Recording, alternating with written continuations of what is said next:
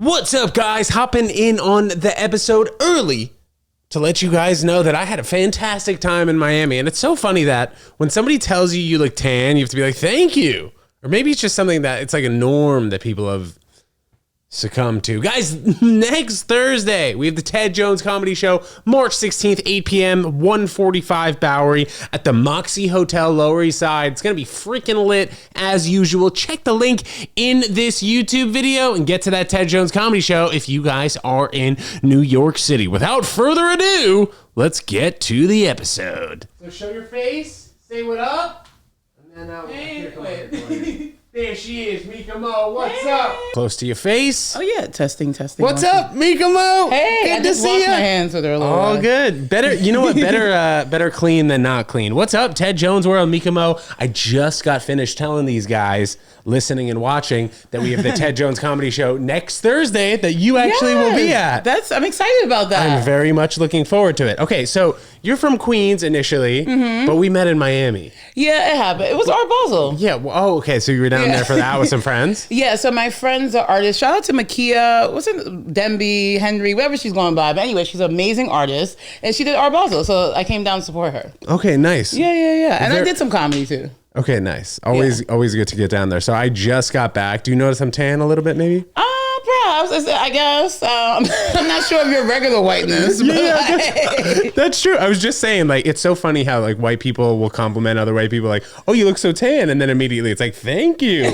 As opposed to, like, you look a little damaged from the sun. Yeah. The sun has destroyed your skin, but it's great. No, you look great. That's a compliment for a white person. What were you doing in Miami? Well, my dad actually lives down there. Oh. So I was visiting him for a few days. I relaunched my podcast, We're Done Here, which is the emotional wellness. I saw that. I was asking you about comedy podcast. Basically, it's just like all these comedians come on and tell me their business, which I enjoy. Since what we're doing here. Here we go, yeah. But we talk about like depression and like, I don't know, like anger and people's divorce. It's like you're really airing your dirty laundry and like figuring out how you came out on the other side. So doing that, yeah, just a bunch of comedy stuff. You find that that's like a therapy session kind of for you and other comics? I think so. I think it's a therapy session for me and other comics, but I also think like the listeners, I get a lot of feedback that they get a lot of out of it, like normalizing things like eating disorders, depression, anxiety, suicide.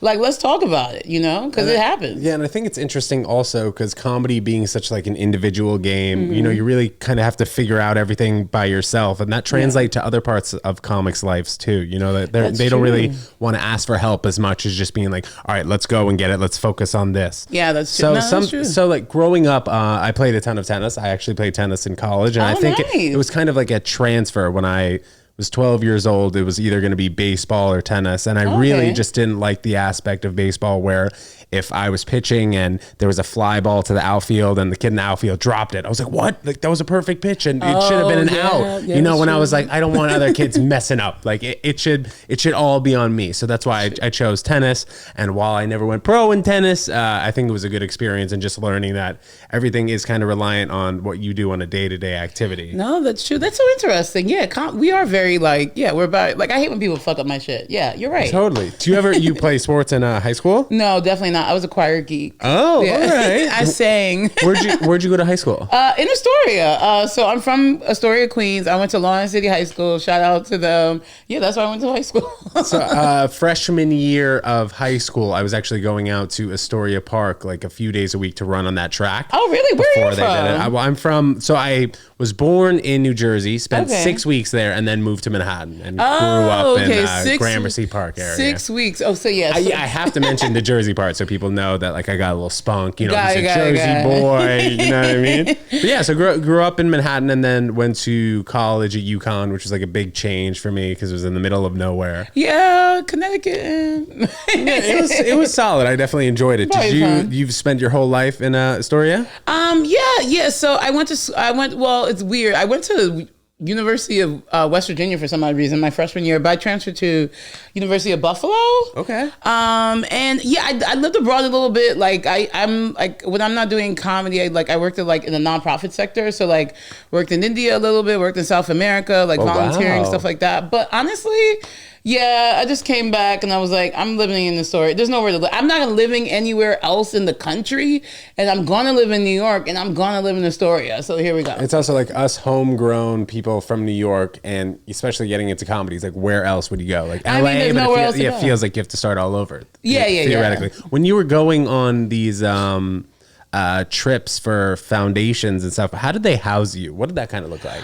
So in India it was interesting. So I was housed with like families.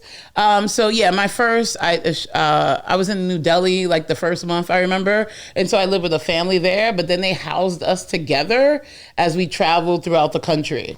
But yeah, mostly with Indian families. Yeah, and in South America we had to find our own housing. So I just like hung out with. I met all these girls who were traveling for like random shit like me. Single girls or what? Because I'm No, single. You could set them up with me. They were single at the time. This was a while. This was a while ago. They were all American though. They were there. So never they were mind. there volunteering like I was. Okay. So we were like, I don't know, being do-gooders together essentially.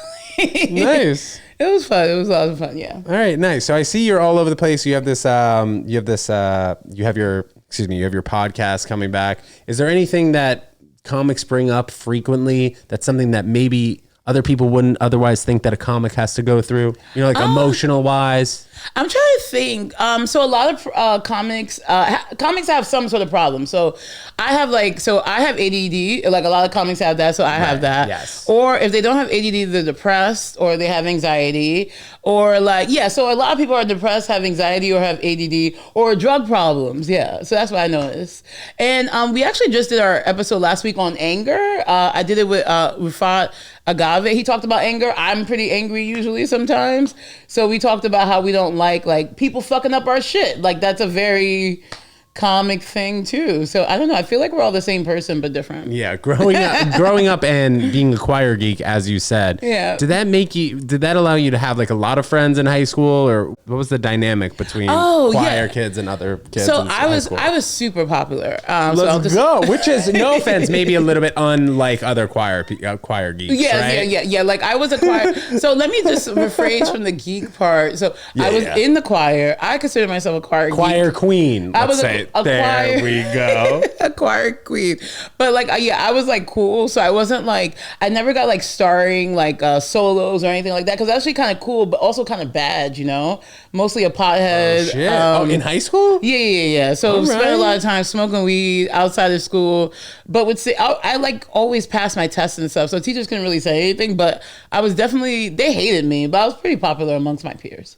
What kind of stuff did you get in trouble with in high school? Just mostly like talking shit to people. Like, I don't know. Like, I'm pretty much the same way I am now, but it doesn't work for a child, you know? So you can't call people out. You can't put people in their place. You can't just run around, do whatever you want to do. You got to like obey the rules. I'm not a rule follower. I think that's like doesn't work for me. Were you pretty independent as a child growing up in Astoria, though? Yeah, I was pretty independent. You have to be. Yeah, I was a pretty independent child, which my mom, of course, to this day hates. But like super independent, only child too. I was going to ask you about brothers and sisters. Yeah, I'm an only child, so I kind of do whatever I want and continue on that path. Parents are pretty supportive of your comedy. I feel like they're pretty supportive. I don't know if they care about it that much. My dad's like, where's your real job? What does he do? This is the real job, Daddy. So that's like classic parents. What does he do though? Oh, so my dad, he used to own a limousine company or whatever. He's retired now. But yeah, he's like a landlord in New Jersey, retired. He's 70 years old. That's the dream then. He just kind of hangs out. I don't know. I went to visit him this weekend. It seems like he just sits on his couch. I don't know. That's what I saw. Well, he's retired. What else does he have to do? Yeah, like he's not really doing anything. What is he watching? Like any good shows or what? So I'm Liberian, so he watches a lot of like, so this thing called Nollywood is like Nigerian Bollywood or Hollywood, whatever. So he watches like African TV all day. What got me into like volunteering and stuff? Yeah. That's a good question. I was a poli-sci major in college. Love that. And I think, where'd you go to college? West Virginia and University of Buffalo. yes. So I did that. So it all happened at the university. I thought I was going to go into law, you know? I feel like a lot of people just think they're going to go into law. So that's why I was a poli-sci major. But through doing that, I got really into like nonprofit stuff and helping people and all this bullshit. And not to call it bullshit, but classic millennial, right? So like, I'm going to change the world type things. And I started like traveling. Like I did study abroad. And like Where'd you go? I did London. Like it wasn't like anything, groundbreaking. But I wanted to travel more and I wanted to do more work abroad. So I kind of got into like nonprofit stuff, international relations. It dovetailed nicely with my degree. So I just did that as my internship. Did you help somebody in a certain way that you were like, this is really what I want to do? Was it like a flick of the moment kind of thing? So I will, let me elaborate. So I was president of the Hostling Travel Club. It's just some random club that I created. What's it called? Hosteling? Hosteling Travel. Like, stay in hostels. Yes, classic. So there's this like chain of hostels called Hosteling International. I think the brand is still around. But they like basically, I was working with a bunch of like University of Buffalo has tons of international students. It was basically me and these Korean students, and we all went to Canada. But it wasn't like anything because Buffalo's right next to Canada, so it wasn't like we were doing anything special.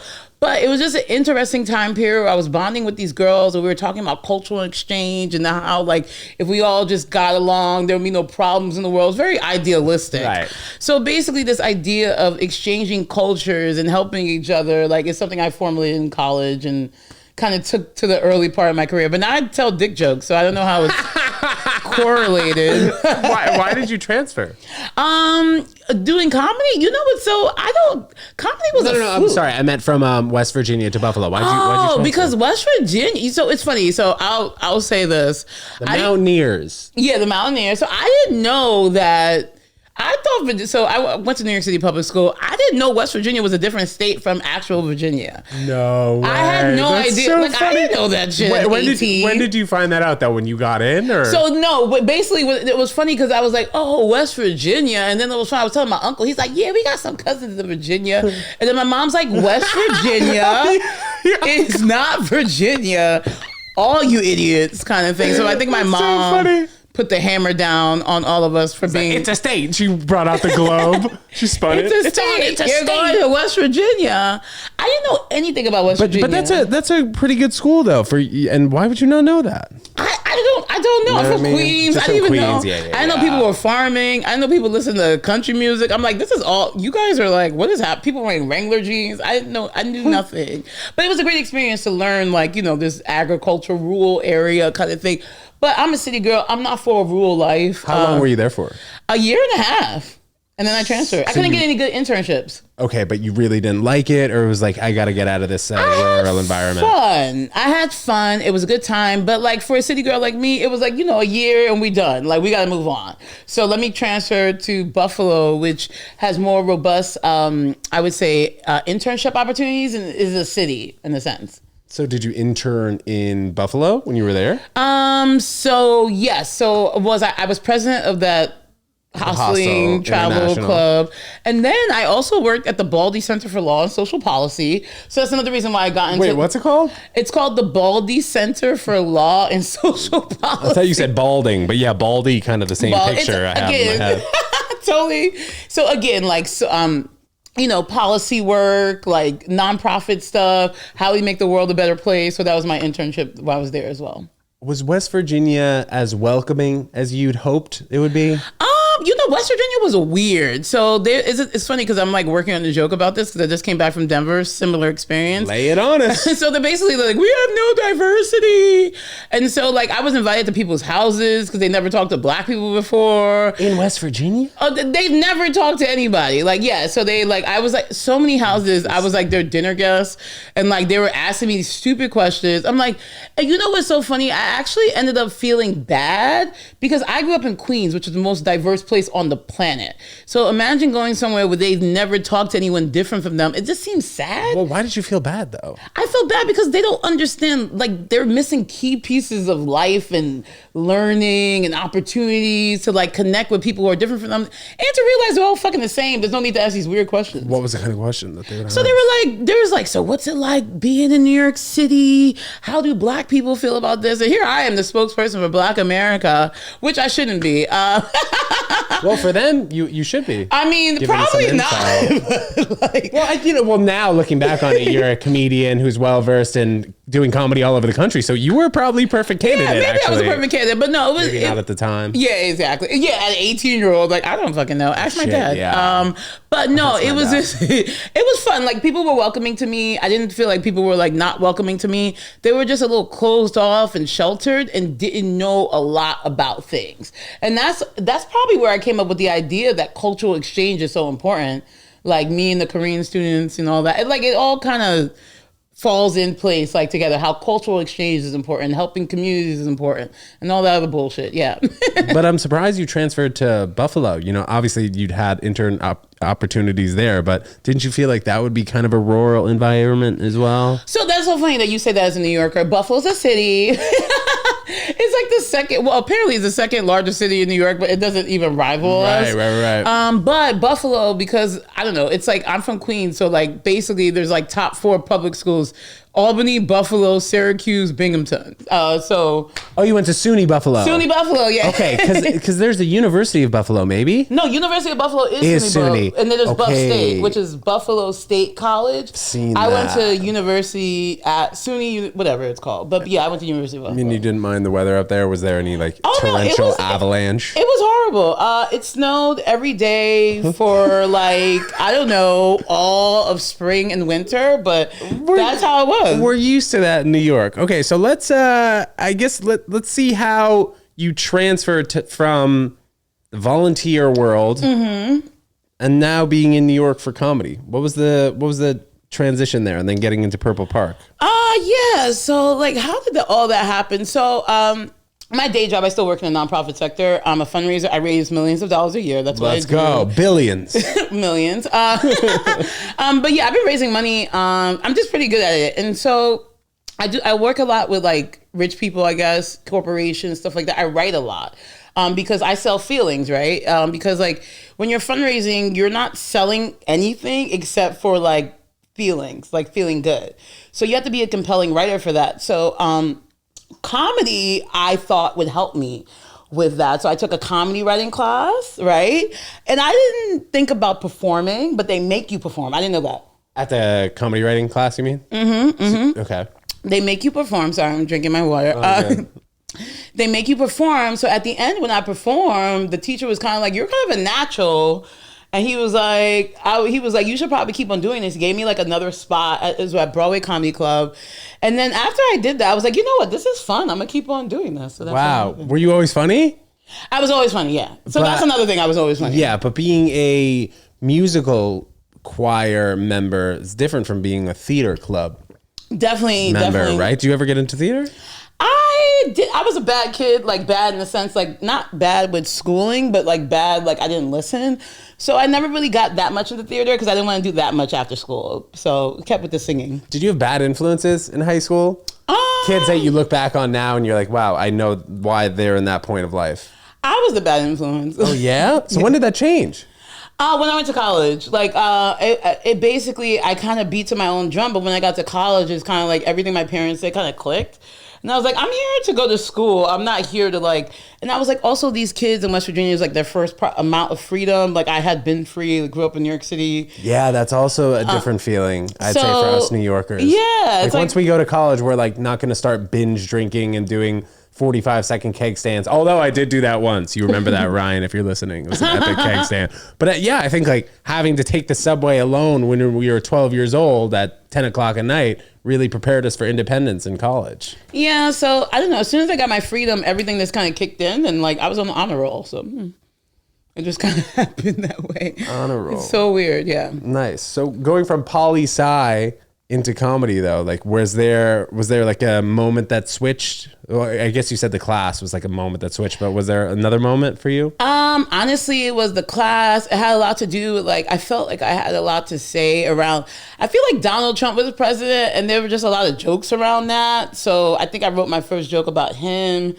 And yeah, I don't know. I just found it therapeutic and I just liked doing it. So I just kept on doing it. Yeah.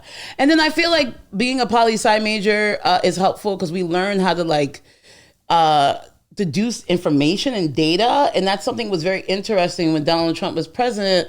A lot of people like were like saying, well, how do you know what's the truth? And it's like, I actually learned how to read stats and how you can like manipulate statistics to prove your point. And like, there's a lot of things that aren't true. And like, I think comedy is all about the truth.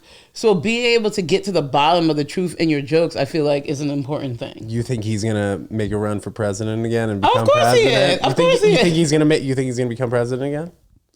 We'll see. We'll see. I just think it's like we all forgot how awful and like how big of a turkey this guy was, and like now it was like the worst. Now he can legit win. I feel like people are talking about it. It just came out on the news. I think it was probably earlier today or yesterday. You know, the QAnon guy with the hat. Oh yeah, God. Apparently he was getting guided through the Capitol building with officers, and officers weren't even doing anything. This just came out. Tucker Carlson was like, "Look, this guy's not doing anything wrong." Donald Trump, 2024, or like, Ron DeSantis. Oh, Ron is smart Trump, so I actually don't like him. Right. Okay. He can stay governor of Florida, but do not be his like whole platform is stupid. So I'm like, a war on woke culture. That's not like a real thing. How do you feel about a Joe Biden? Jill? Joe.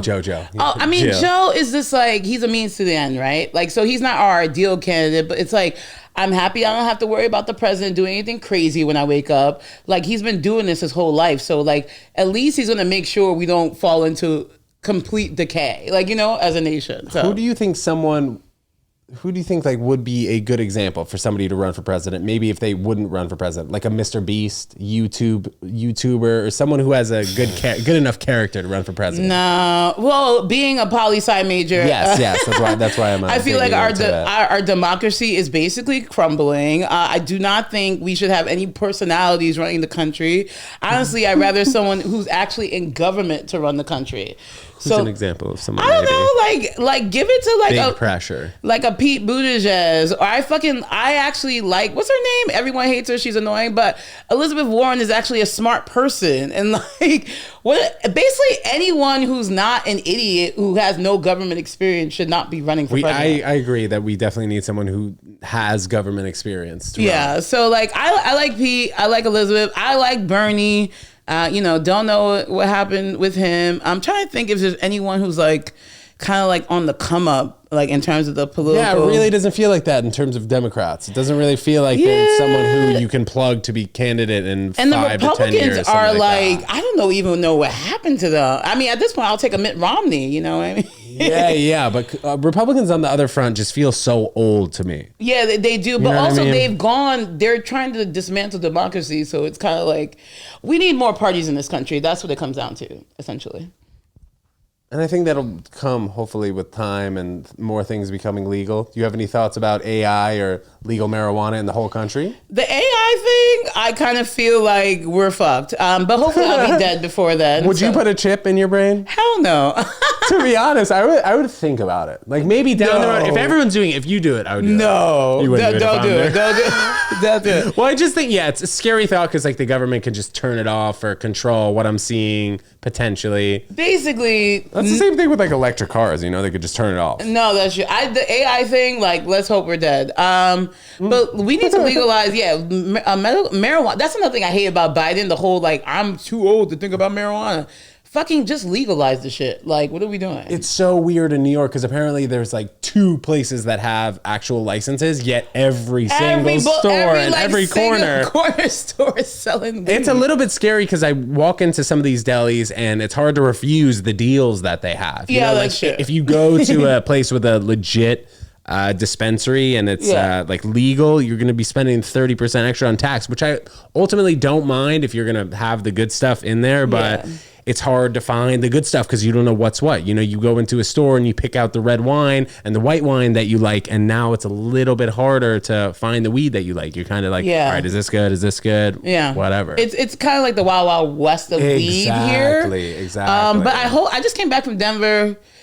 So cheap. The weed is so cheap compared to us. Yeah. I brought back a bunch of shit. Sorry, I don't know if that's illegal. But whatever. Their weed is cheap. They have like a mature industry, and I can't wait till we're at that point, essentially. Were there like plants in the dispensary that you went to?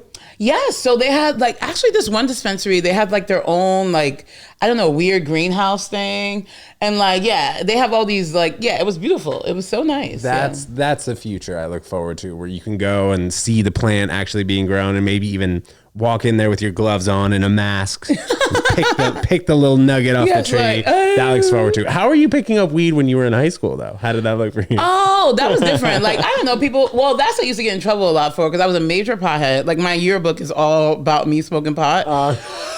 It's like, oh, take a toke for me. I couldn't even show anyway. Even to this day, I'm like, I need to like put this on social media, how much weed I smoke. Hilarious. But yeah, just you know the drug dealers, like this one has weed, that one has weed. I grew up in Queens, so you had to stay away. Like basically, you had to stay away from certain people. I would say, because when I went to high school, it was definitely like time of stopping, like Bloomberg, stop and frisk, stuff like that. So you couldn't ask everybody from weed or like certain people, because like cops were everywhere and they were stopping the shit out of us. So you know. Go ahead. Oh, nothing. I was just like, smoke how you can. Did you ever get in trouble? I got Like with the law. Not for smoking weed. I got in trouble for like something stupid. I think the cops always like, they were on this weird thing where they used to like we had cops in our school talking about truancy and stuff like that. And I remember this because it was actually my mom was pissed off. The cops that came to my house because they had a warrant for my arrest, because they saw me late one day, and my mom, and my mom lit all hell on their asses, because she was just like, I know you're not fucking knocking on my door because you think my daughter was late or some dumb shit. But that's how dumb they were, like the NYPD. But yeah, we had went to court, and then like they got a warrant to your house because you were late to school and they assumed you were smoking weed. Or that's why. The weed wasn't even involved. I think it's just some dumb shit about like, you guys are so like, you guys have nothing going on. So anyway, my mom was pissed, and I think the cop who wrote the summons wasn't even at the court.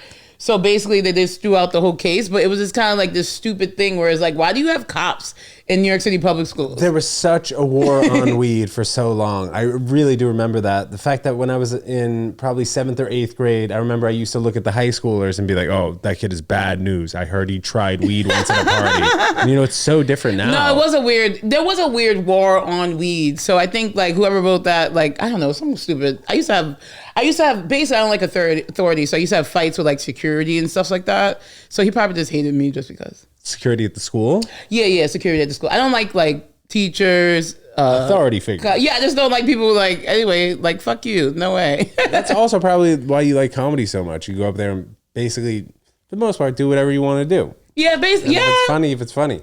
Yeah, let everyone else be the judge. No, I think yeah. I seriously feel every comedian's a different variation of the same person. Like, I just feel like some people are really crazy though, but I'm in the middle. But to talk about what we were talking about initially, the comics will come on your podcast and talk about mental health issues, and you said they all kind of have the same 5 things that make them tick, or they have one of the 5 things. They have one of those, like maybe they're ADD or learning disability or like drug disorder, anxiety, like there's always something.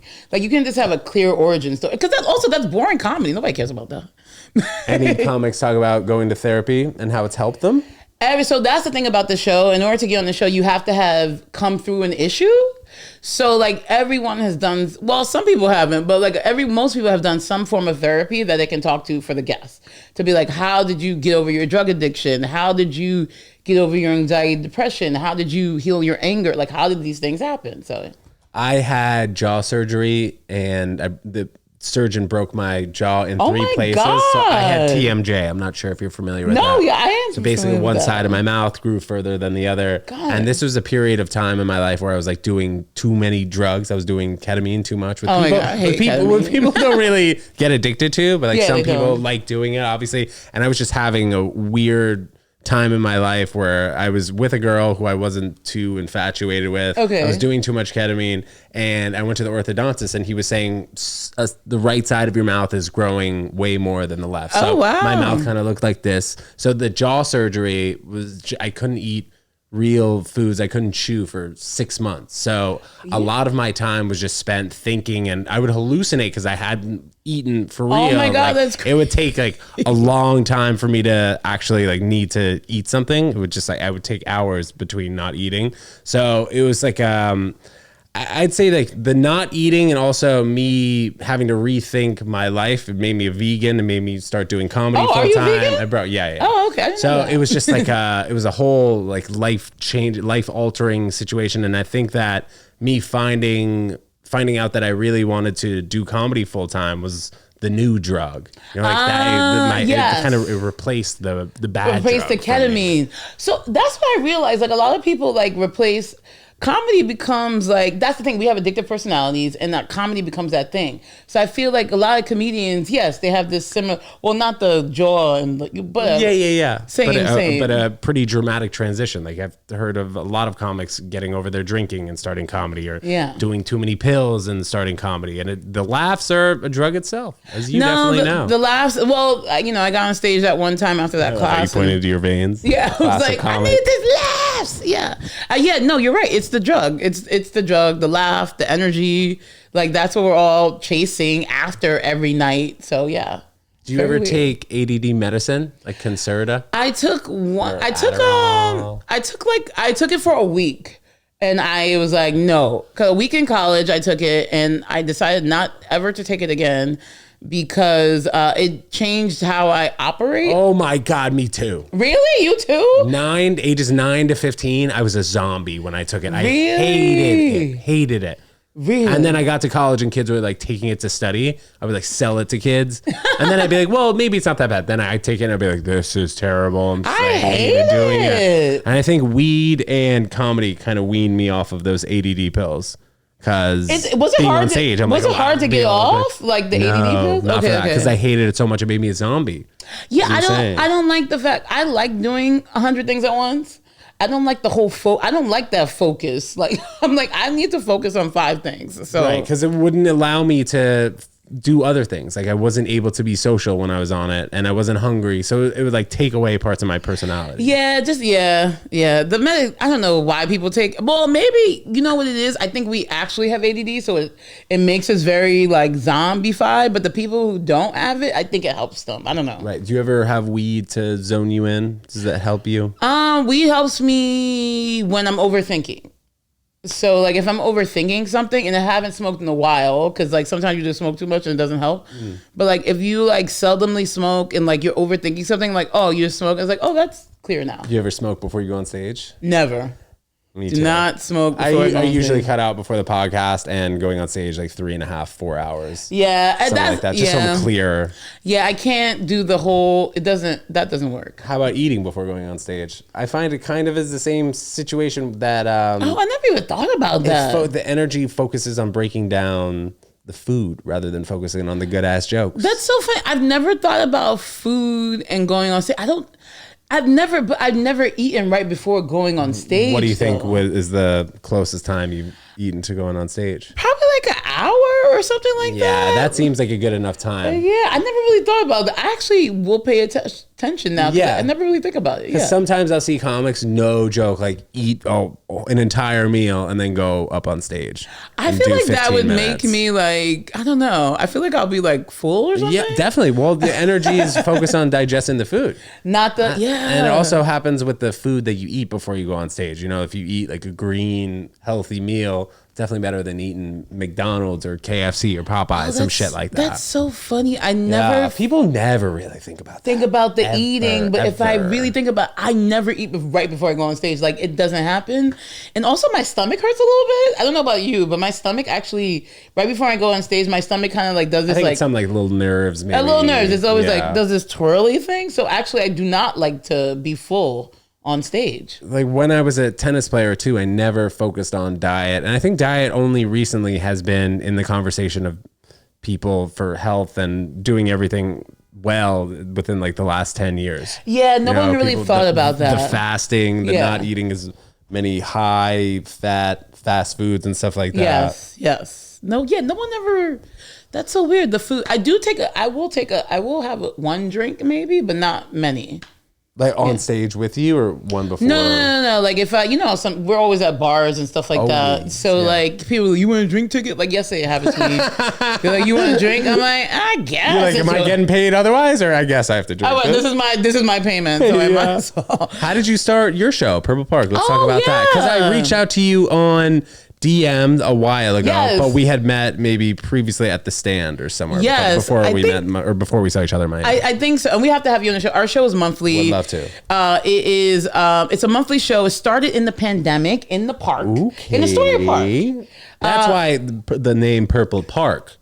Yes. But why purple? So Purple Park, so it's really interesting. So Astoria Park is this huge park in Queens, Astoria, and there's a segment of the park that we used to call Purple Park.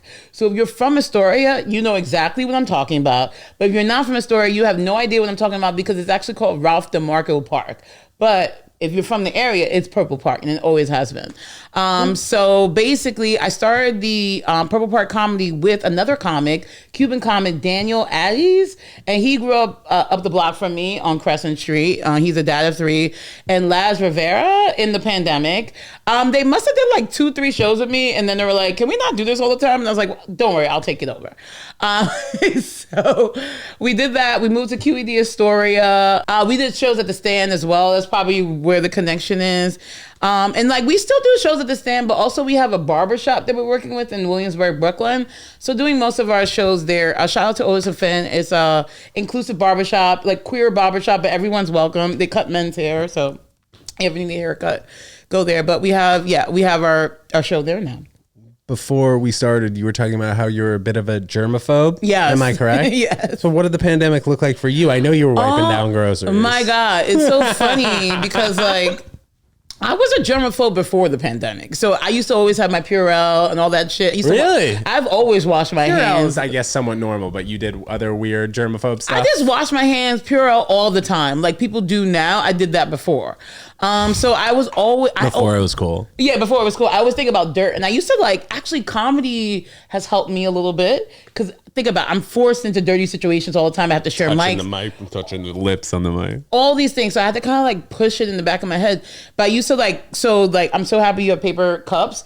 So I used to like not... Like, if I was at a dirty bar, if I'm at Broadway Comedy Club, like I'm not drinking out of their glasses. Like, give me a plastic cup. Yeah. Give me a beer bottle and like don't put it in the glass. Like, just weird shit. Like even like when I'm talking to guys, like if we're about to make, like I think about so many things. I have to push so many things to the back of my head to actually like talk and be normal with talking people. to a guy. What were you about to say? So like talking to guys, right? I'm actually trying to write a joke about how I'm a prude because I'm a germaphobe.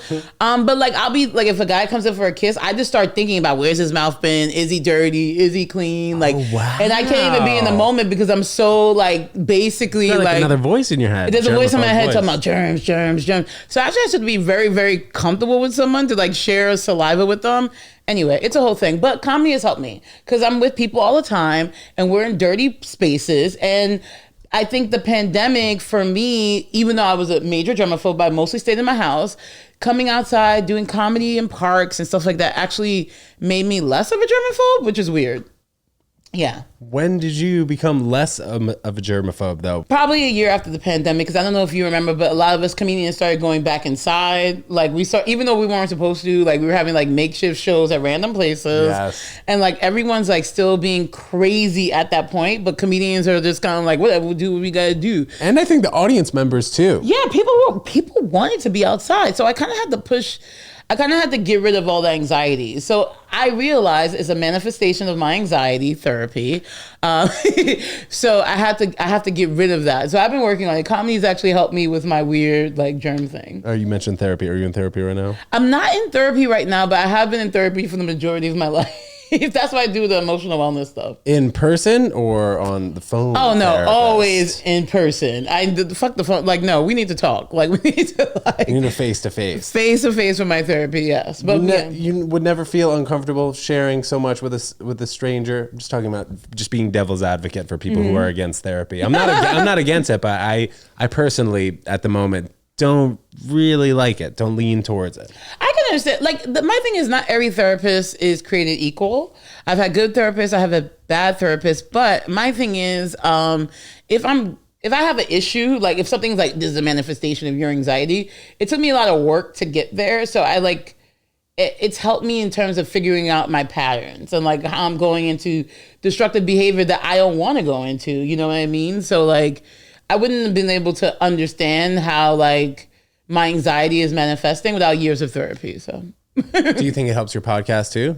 Oh, most definitely, because people will be saying something and I'm able to dig deeper because like I feel like it's like, oh, that's not from therapy. I understand like this is what they actually mean by that. Not that I'm a therapist, but I understand humans and how they work through issues essentially.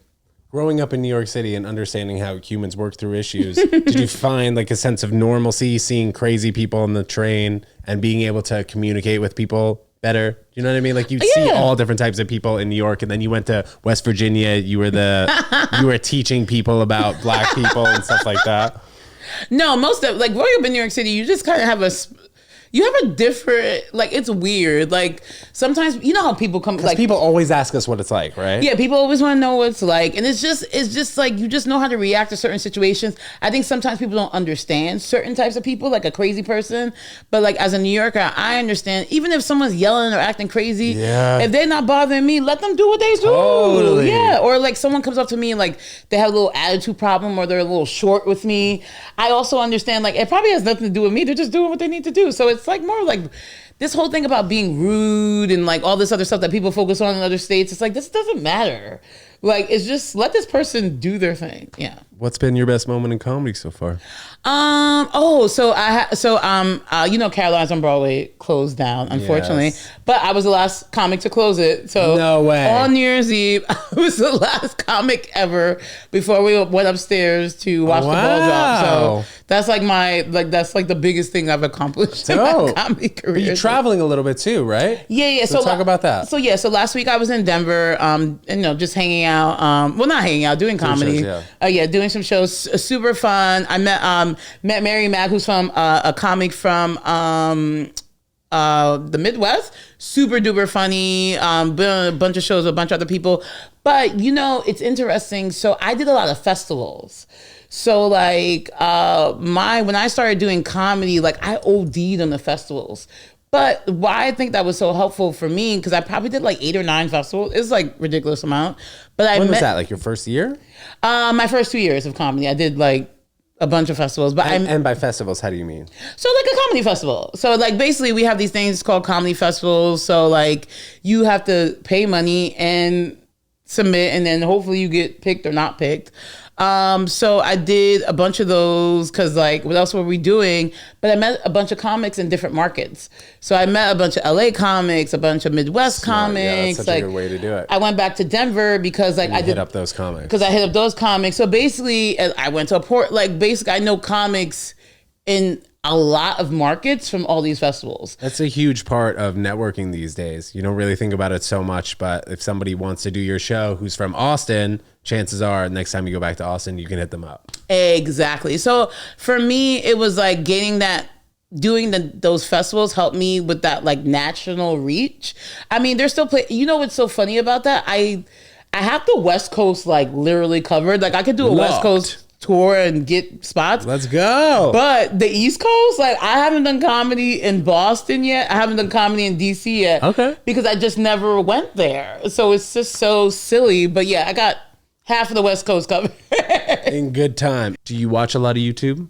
More so than other platforms or live TV? So, all right. So I said I was a choir geek, but I'm actually an actual geek. So I'm really into fantasy and like, so all that like Game of Thrones, all this fantasy stuff, I'm really into it. So I actually watch a lot of YouTube to deep dive on like comic books, Jesus being fantasy black. shows. I saw your Twitter. Oh yeah.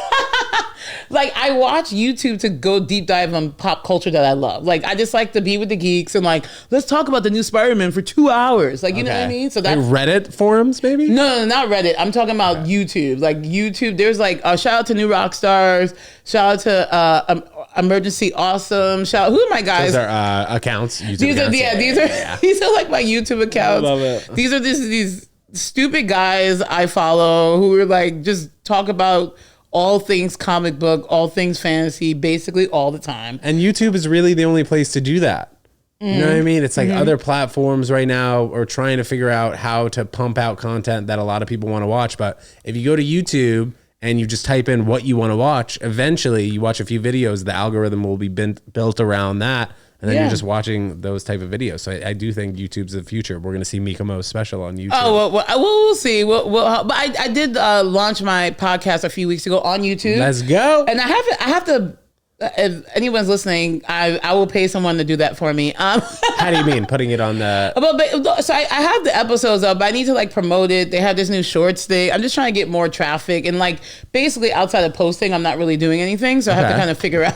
If you have questions too, we've been doing this podcast for over 3 years. Let me know. Most definitely, yeah. For sure. I'll hit you up. But yeah, I like YouTube because it lets me geek out and stuff. I really want to geek out on. Yeah. Absolutely. Meka, this has been a great episode. So next week we have you on the Ted Jones Comedy Show. Yeah, I'm super excited. That's going to be super fun at 145 Bowery. But Meka, before we get out of here, what do you have planned tomorrow? Because today is Thursday. As we release this episode, we're going to turn it around pretty quick. So you have anything tonight being Thursday, and then this weekend, what you got?